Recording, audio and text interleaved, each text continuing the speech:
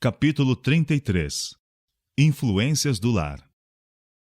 O lar deve ser para as crianças o mais atrativo lugar do mundo, e sua maior atração deve ser a presença da mãe. As crianças têm natureza sensível e amorosa. Facilmente se consegue agradá-las e facilmente também se sentem infelizes. Mediante uma disciplina branda, com palavras e atos amáveis, as mães podem unir os filhos ao seu coração. As crianças gostam de ter companhia e raramente se podem divertir sozinhas. Anseiam simpatia e ternura. O que lhes dá prazer, elas creem que também o dá a mãe, e é natural que a ela se dirijam com suas pequeninas alegrias e pesares. A mãe não deve ferir-lhes o coraçãozinho tratando com indiferença essas coisas que, embora insignificantes para ela, são de grande importância para as crianças. A simpatia e a aprovação que ela lhes dispensa são preciosas. Um olhar de aprovação e uma palavra de ânimo ou louvor serão como um raio de sol em seu coraçãozinho, tornando-as às vezes felizes o dia inteiro.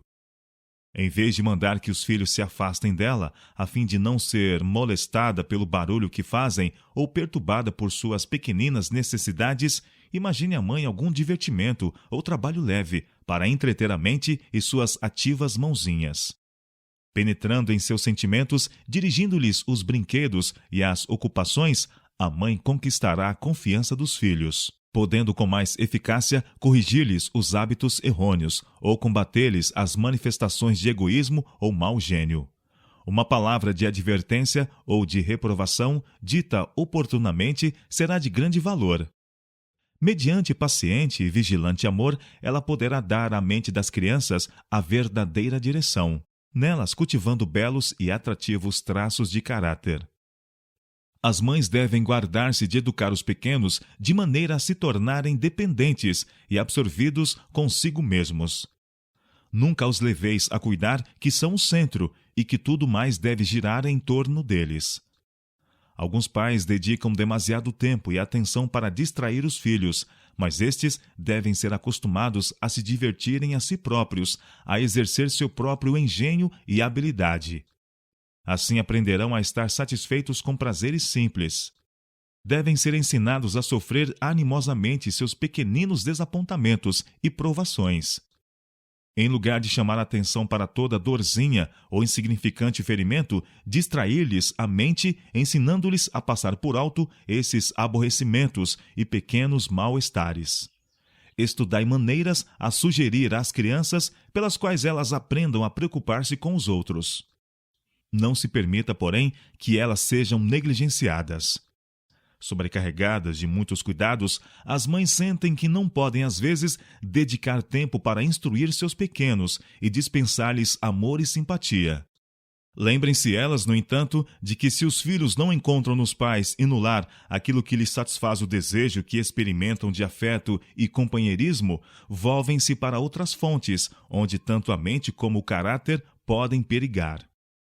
Por falta de tempo e de ideia, muita mãe recusa a seus filhos algum inocente prazer, enquanto os dedos atarefados e os fatigados olhos se empenham diligentemente em qualquer obra destinada a mero adorno, qualquer coisa que, na melhor hipótese, servirá unicamente para animar a vaidade e a extravagância em seu jovem coração. Ao aproximarem-se os filhos da adolescência, estas lições dão frutos em orgulho e ausência de valor moral. A mãe aflige-se com as faltas dos filhos, mas não compreende que a colheita que está tendo é o fruto da semente por ela própria plantada. Algumas mães não são uniformes no tratamento de suas crianças.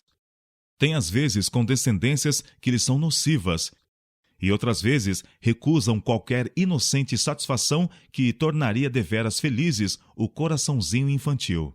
Assim fazendo, elas não imitam a Cristo. Ele amava as crianças, compreendia-lhes os sentimentos e interessava-se por elas, fossem seus prazeres, fossem suas provações. O marido e pai é a cabeça da família. A esposa espera dele amor e interesse, bem como auxílio na educação dos filhos, e isso é justo. Os filhos pertencem-lhe da mesma maneira que a ela, e sua felicidade igualmente o interessa. Os filhos esperam do pai apoio e guia. Cumpre-lhe ter justa concepção da vida e das influências e associações que devem rodear sua família.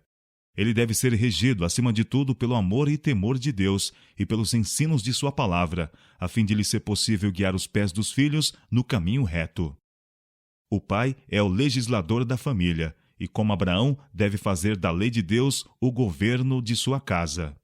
Deus disse de Abraão: porque eu tenho conhecido que ele há de ordenar a seus filhos e a sua casa. Gênesis capítulo 18, verso 19. Não haveria pecaminosa negligência em restringir o mal, nada de favoritismo fraco, imprudente, cheio de condescendência, nada de ceder sua convicção do dever aos reclamos de enganosa afeição. Abraão não somente dava a instrução devida, mas mantinha a autoridade de leis justas e retas.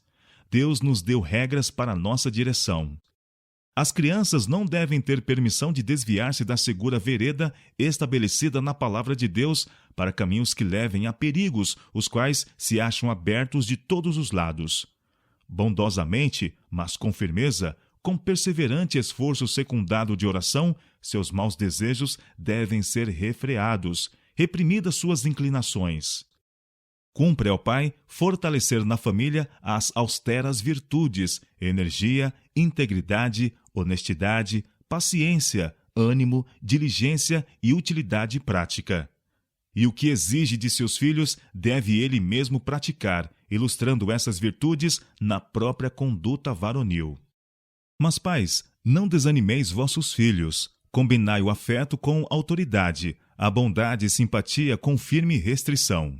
Dedicai a vossos filhos algumas de vossas horas de lazer, relacionai-vos com eles, associai-vos com eles em seus trabalhos e brinquedos, e captai-lhes a confiança. Cultivai a camaradagem com eles, especialmente os meninos.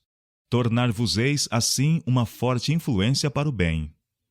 O pai deve fazer sua parte para tornar o lar feliz.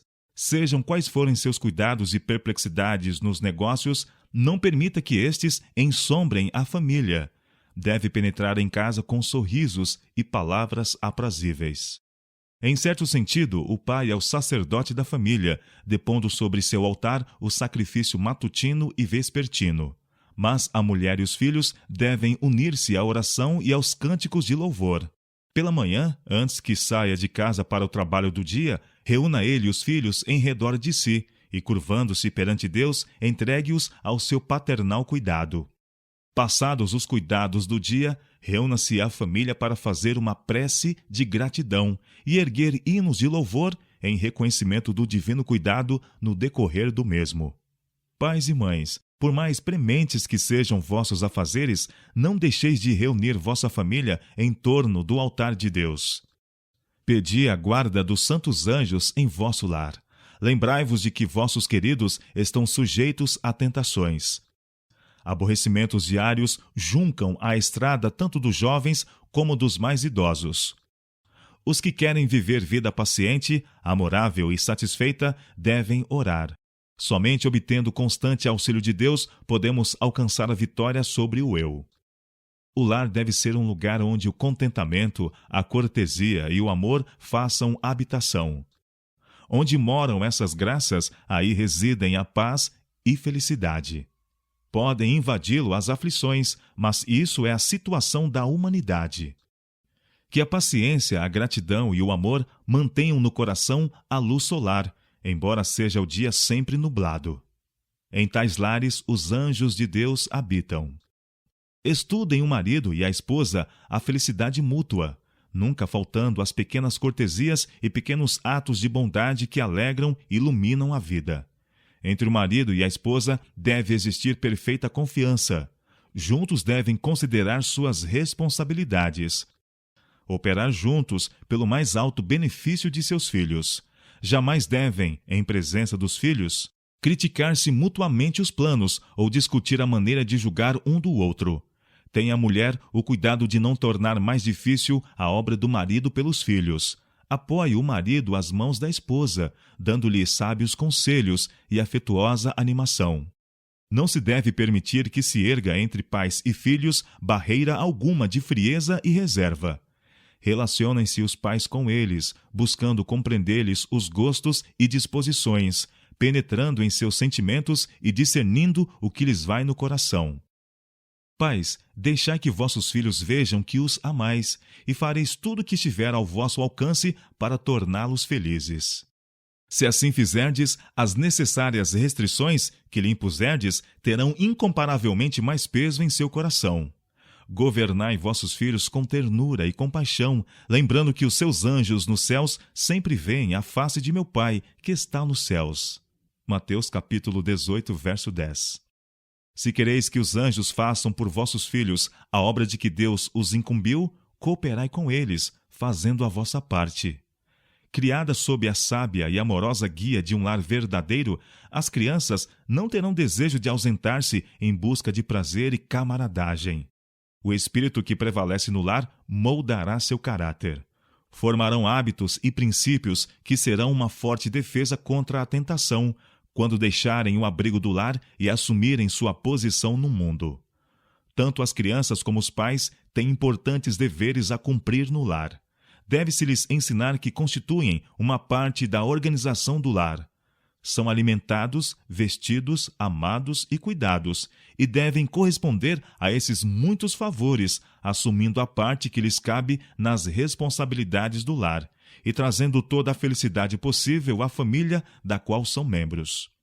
As crianças são às vezes tentadas a zangar-se quando lhes são feitas restrições, mas, mais tarde na vida, elas bendirão os pais pelo fiel cuidado e estrita vigilância que os guardou e guiou na idade da inexperiência.